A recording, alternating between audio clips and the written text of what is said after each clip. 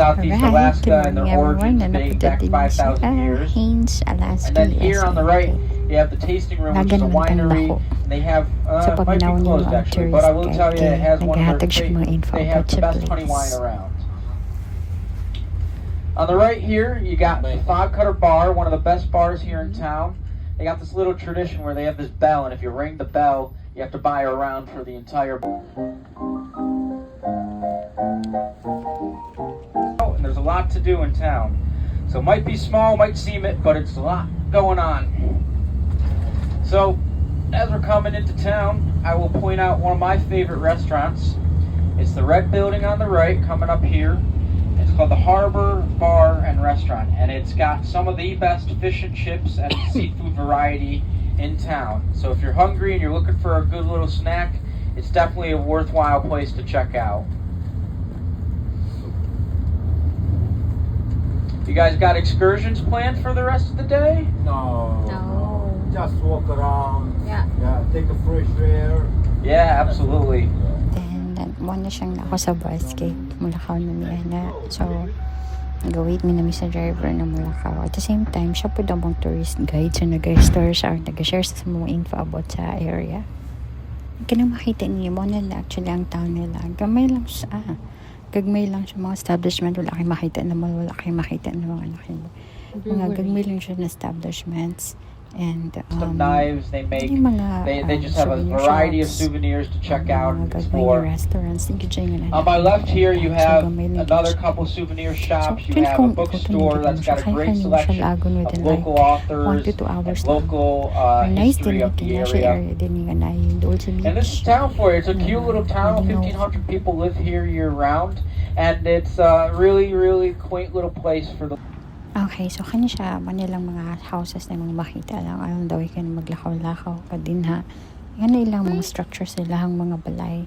And then, then siya mga small stores. Yan na makita niyo mo. So, practice sa diaper. Dili ito ma-stroke.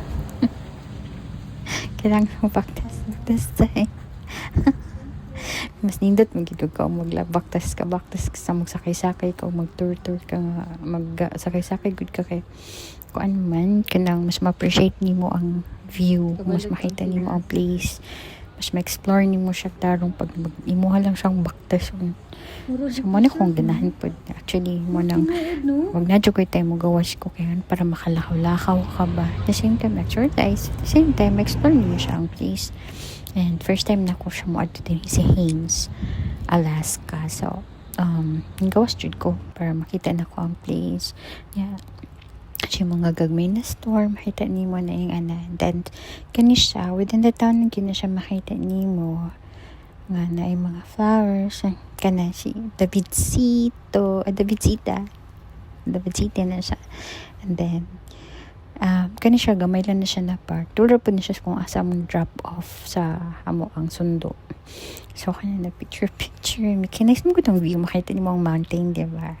So kana siya gi-stop lang niya kay gusto na siya makipag picture. So picture lang niya, local na siya nila sa Haynes, nakita na mo alas na local na dagi siya nagpuyo so na meet na mo. And then sir gamay and then sige. Bike pa tayo. Marachod ka. Gawad. Actually, natumba ko. Pero, okay lang. May nakasurvive ako. Kitry lang ako siya magbike. Actually, kung magbike po ka, nindot siya na bike. Kani. Pasok may na store. So, kanit yung real good siya na animals na gi-preserve kanina lang.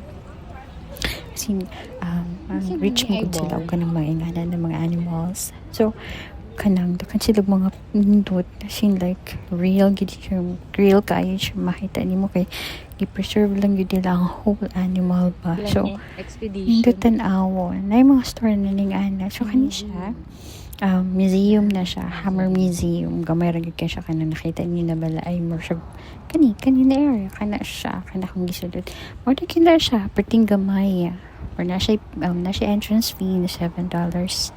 Makita mo siya different sizes of nails history kasi siya nahimo kasi siya nag-design siyang nasa sulod na ano yun siya kanang local made kay siya sa diri sa Alaska kasi ma-appreciate pud nimo ang kanang ano sa Lakad. ano sa area ba.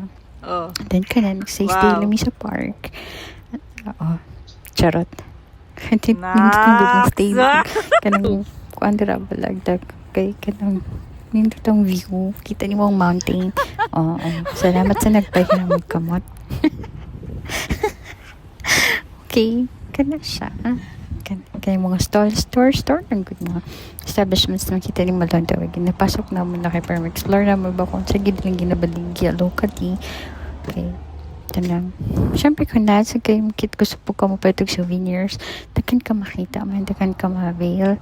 And medyo pricey lang yun siya kaya kung man good siya ka ng kamay lang yun siya na town. Yeah. Medyo mahal-mahal gid ilahang baligya. Pero dagat ka makita, dagat ka ma-explore, makita ng mga kung gusto mga souvenirs for nalagi. Oh, na po nagpahiram kamot. Salamat. Salamat sa nagpahiram kamot. Anyways, natin ha.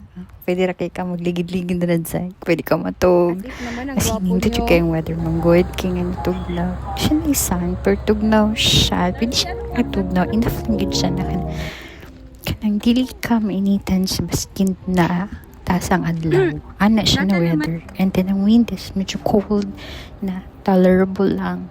Sakto ra gid na mag-jacket kag medyo dili pud bagat ipud kinipis kayo. Sakto lang gid na jacket.